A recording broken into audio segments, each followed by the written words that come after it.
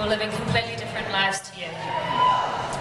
You and I can never really know what it's like to live in extreme poverty, because it's about so much more than not having enough food. It's about not having enough social status in your community, or not having enough money for the bus ride into town. It's about not having a voice that people are actually listening to. But everyone here tonight knows it doesn't have to be this way. We can change this. And if there's one thing I learned from volunteering in the Solomon Islands, it's that people are changing things for themselves all the time. VSA is a New Zealand organisation that's been sending volunteers to work alongside local communities for over 50 years. We're currently focusing on the Pacific, and I'm proud to say that I'm one of them, as last year I spent 10 months in Honiara, the capital of the Solomon Islands.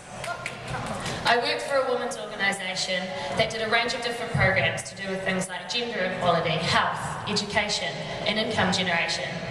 And if there's one thing I learned, that there's so much change happening every single day. I was only there a really short time.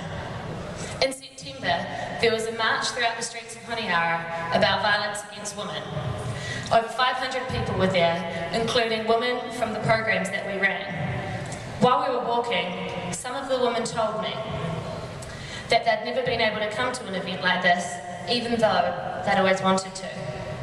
When I asked them why, it was because before they'd started earning even a little bit of money, they couldn't afford the 50-cent bus ride into town.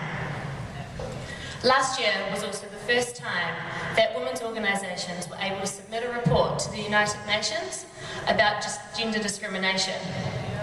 A mother and daughter who had graduated from the program we ran were invited to attend, even though they'd never finished high school.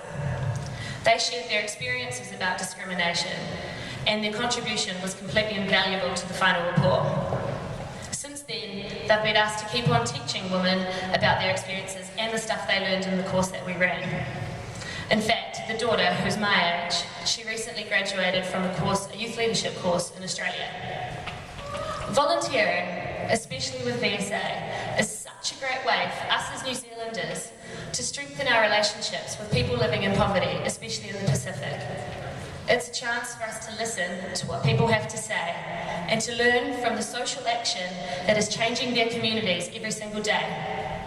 I believe that if we work together, and I mean truly work together, everybody here tonight and also everybody in the communities that we're talking about tonight, that it's the only way we can create real, lasting change.